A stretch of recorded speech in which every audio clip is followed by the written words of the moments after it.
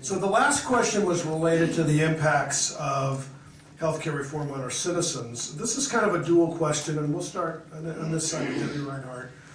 Assuming we all agree that all U.S. citizens deserve comprehensive medical coverage. Do we all agree with that? Do I see heads nodding? Why attach the cost of this program to employers, A, and then B, what about those who need to be covered but are not citizens of the United States for whatever reason? So there's two pretty deep questions there. Why attach the cost to employers, and what about those that aren't citizens of the United States? Debbie, we'll give you that tough one to start with. Well, thank you. That's my question too. Why attach the cost to this to employers who can't afford it, who can't afford to hire enough people to administer it, especially small employers? And we're talking about employers with 6 to 10 employees. There are a lot of those employers in the United States. And a lot more that have less than 25 employees. So that's a good question. I'd like to ask whoever's in charge of that. Is that the insurance industry? Who does that? Bill, you answer that, all right? In terms of undocumented aliens and care, boy, that's a tough. I have a lot of empathy for people who don't have care, but I got to tell you, if it's the law, if we have a law in this country that you're not to be here illegally, regardless of whether you've been here a year or 10 years or 20 years, I think we have to uphold the law or change the law. And I don't think there's a lot of room another direction, or you end up where we are today. Thank you. And by the way, I wasn't saying illegal aliens, I was just saying non-citizens. Is that a more politically correct way? Oh. Is that what you were referring to, though? Well, there are non-citizens that are legally here. We understand. There are students, et cetera, et cetera. All right, I guess. And nobody in the county has to deal with that more than the department headed by Renee Santiago. Well, I'll take that part of the question first. The National Health Reform does apply to citizens and legal residents that are longer than 5 years here in the country. So they would be able to both be subject to the individual mandates as well as the coverage requirements. In the county, we don't cover and pay for undocumented. But we understand the dilemma on the world's busiest border. The majority of the undocumented in this county, in fact, have work permits. So they work, and some of them get sick. Now, who bears the cost for that is really the hospitals, because the hospitals have the federal mandate to treat and stabilize anyone that comes through their emergency doors. So they carry the biggest burden, particularly in this county. On the issue of employers, it's a difficult one because we are also an employer. In fact, we're one of the largest employers as a county, and so we bear the cost and for our own employees. And so the reality there is that you either pay through prices and premiums and other kinds of things, which we're happy to do, and we have the same situation with a lot of employers. It's really the few that are costing the most. It's not the general population. It's really the few that are costing more than $1 million on an annual basis in terms of healthcare costs, but that cost has to be spread across everyone. I'm ready, let's go. You don't have to introduce me. Okay, so why employers? Not that I agree with it or disagree with it, but the social contract of this country since World War II in wage fixing has been that employers provide health insurance. That's how they differentiate themselves back then when wages were fixed. That's the start of employer-based health care. So the social contract has said for a very long time that employers help employees with their insurance, whether it's paid for it or provided for it or help them with questions. So that's kind of the social contract.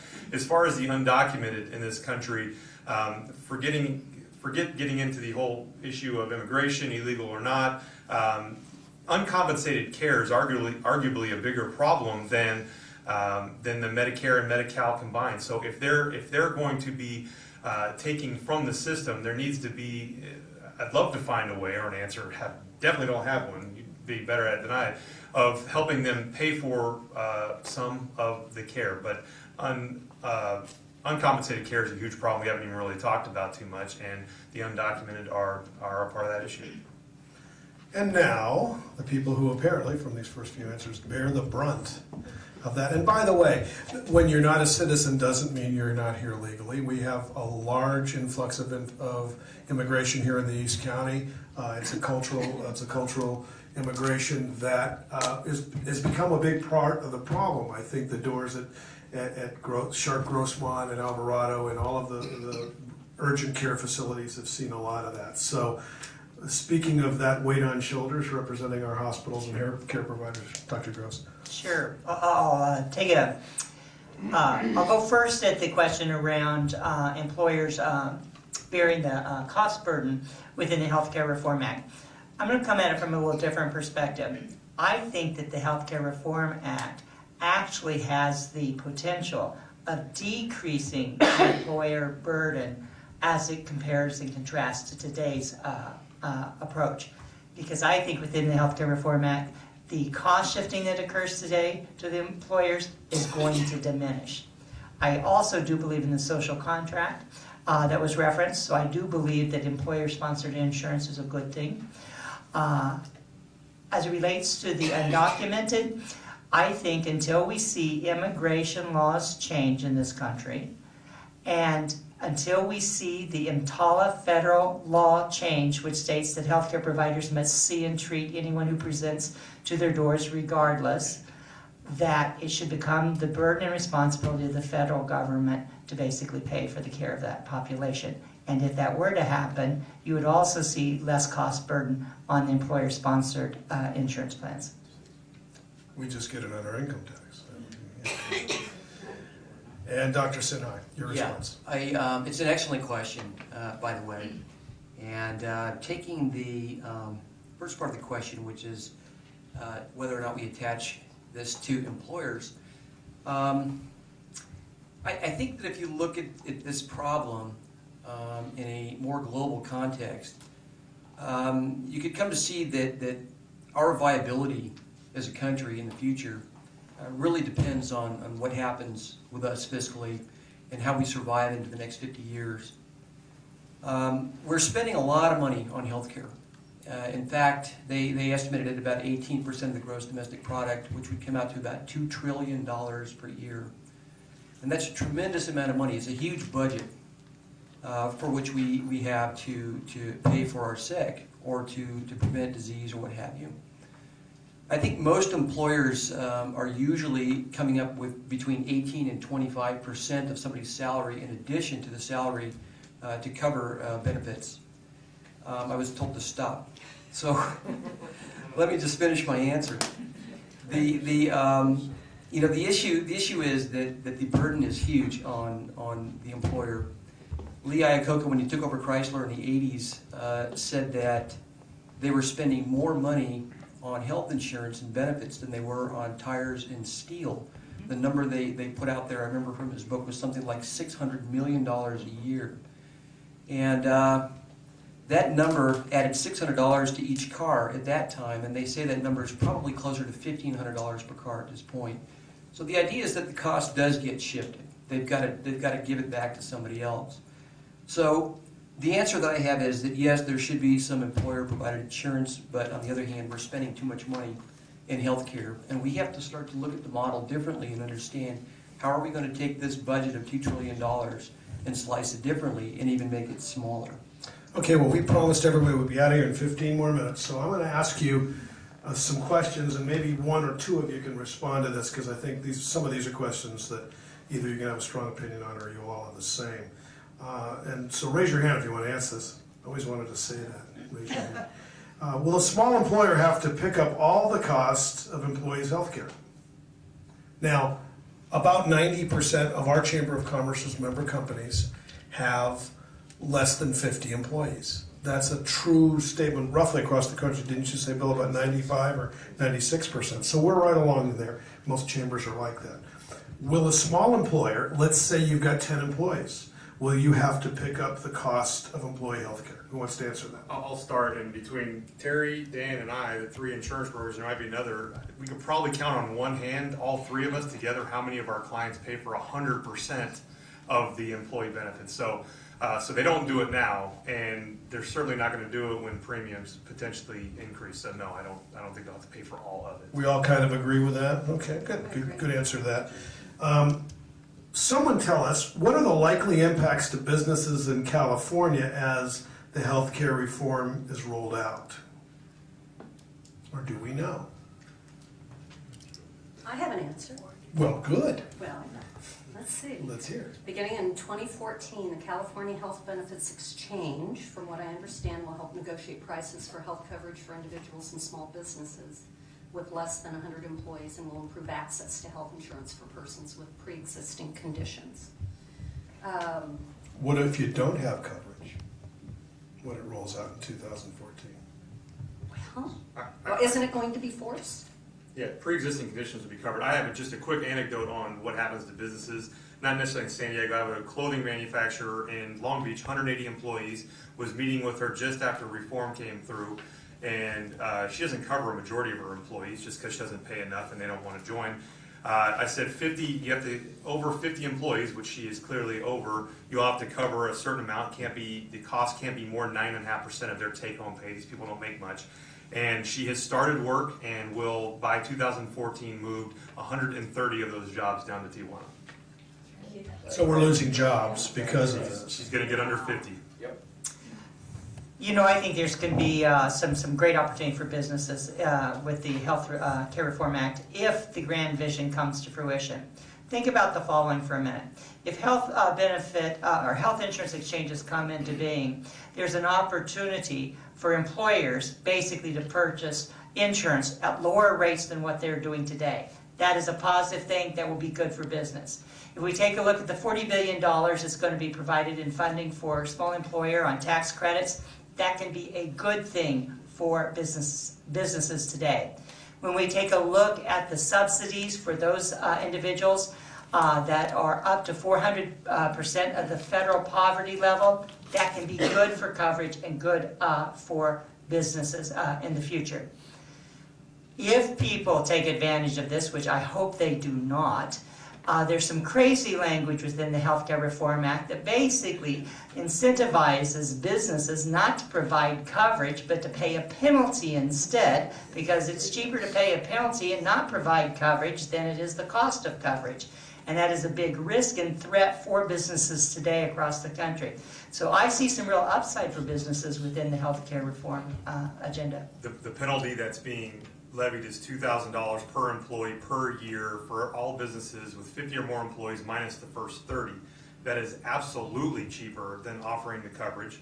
You're looking at $2,500 a year about or more to cover employees. What you'll see is many employers will drop the coverage for their employees. The government will react, and they will get the behavior that they want. They say 2,000 doesn't work, 3,000. 3,000 doesn't work, 4,000. They will keep changing, they'll keep raising the bar, moving the goalposts, whatever analogy you want to use, until they get the behavior they want, because a massive exodus from employer-sponsored to the exchange will be a backbreaker for this economy in the level of the subsidies that we'll all have to pay for the tax. So does that money that an employer then has to pay, does that go to the employee? It goes to so the employee effectiveness. can pay for their care? Or does the employee end up in a barrel with everybody else and the money goes to the government? It goes to comparative effectiveness research, which is kind of a black hole. It's not tax deductible, and for employers that I've had the conversation with, that said, well, when that happens, I'm just going to drop coverage. And my retort is,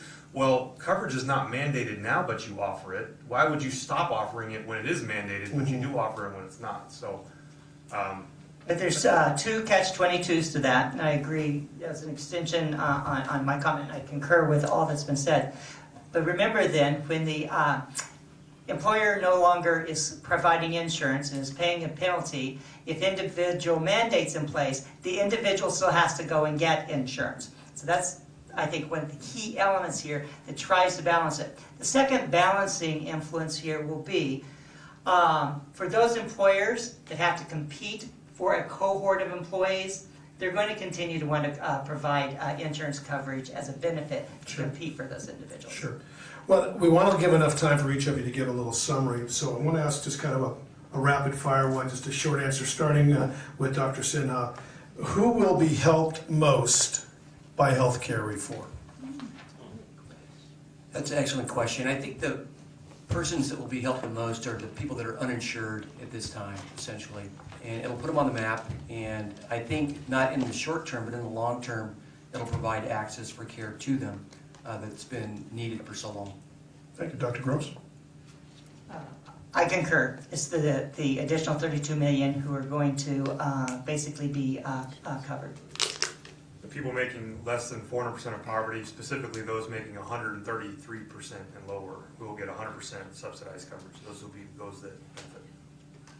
Well, certainly the uninsured, and obviously anybody working in the healthcare industry is probably going to be in occupational growth. So that this could actually impact jobs in the healthcare industry. Absolutely. And potentially small employers will pay less in premiums, and large employers may not see an increase in premiums. So those are the folks that will be helped the most. Go back the other direction, and then we'll go a little summary. Who's going to be hurt the most by this if it goes forward? You get the tough one first again. Oh, yeah, I pass. Okay. I don't know. Well, To think about that. you know, it's refreshing sometimes to hear the I don't know answer. Yeah, So, no, I'll always be honest with you. Renee, how about you? Well, Dan mentioned about the hospitals having to pay because that was one of the negotiated compromises at the federal level where they're taking it from the providers in order to pay for the coverage. That seems to be the formula in terms of how it works. Does seem that way. How about you, Bill? I think the Insurance agents will be hurt the most. No, nobody's worried about us, but they shouldn't be. Those with coverage now, I think will have a harder time with access. They'll pay a higher premium, and the taxpayer. That's who's going to be hurt the most. And I think I know what your answer is going to be. I think you're spot on.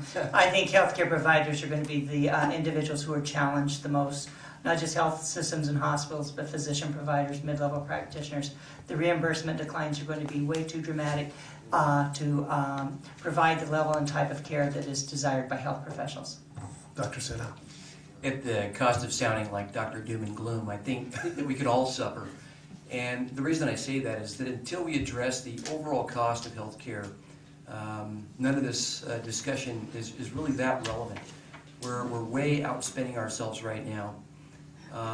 Of the money we're spending, about 80 to 90% of that money is spent in the last 30 days of somebody's life. So we have to deal with some of the issues that are driving that force and bring the total cost of healthcare down so that we all don't suffer. That's a remarkable figure. We heard that from Tom Gehring from the Medical Society a month ago. That I believe his figure was that 70% of the total dollars spent in a human being's life on healthcare is spent in the last 6 months of their life. That's another ethical question that we could discuss. Getting into rationing, Yeah, it's a tough one. We have been very, very enriched by this conversation. We want to give you each a minute or so to just kind of summarize, and we'll start with Dr. Sinha. We thank you very much for being here, but please summarize. Many thanks for the opportunity, for allowing me to come. In summary, we are Americans, and when we have a problem to solve, I know that we can solve it. And not only can we solve it, we're going to come out on top. I can guarantee you that. We are the drivers of high-quality care. You can find the best care in the United States of America. But the unfortunate statistic that comes from the World Health Organization is that we also find some of the worst care here as well. And it's because they factor in these 38 to 40 million Americans that don't have access. And when I talk about the worst, our hepatitis B vaccination rates are lower than other industrialized countries like Canada and Japan. We have higher rates, or incidence I should say. If you look at asthma mortality, we have higher asthma mortality than 13 other countries. And if you look at infant mortality, it's actually 28th in the world. So we have to start to look at the problems again, and I think we need to reinvent where we are with healthcare reform. I'm not so sure that the current healthcare reform package is ready for prime time quite yet, and I think it's going to need some modification. Thank you. Dr. Gross. I too want to thank you all for inviting me here this evening. It's been delightful and stimulating. I think the healthcare reform agenda is going to bring great promise and opportunity. As frightening as it sounds to us, the uncertainty being great, I think it is going to make us all reflect and to bring about new healthcare delivery models. We have to drive down the cost of care, there's no question about it. I think that we will be expected to provide higher quality at a lower cost. I think it's going to force healthcare providers to define roles and who does what in different ways. It is going to force us to move away from an illness model and more into a wellness and prevention model, which is a great thing. I also think it's going to force this country and our society to ask and answer some very tough social questions. And that is, who gets what care, what type of care, when do they get it? I heard the word rationing, which is the word everyone throws out.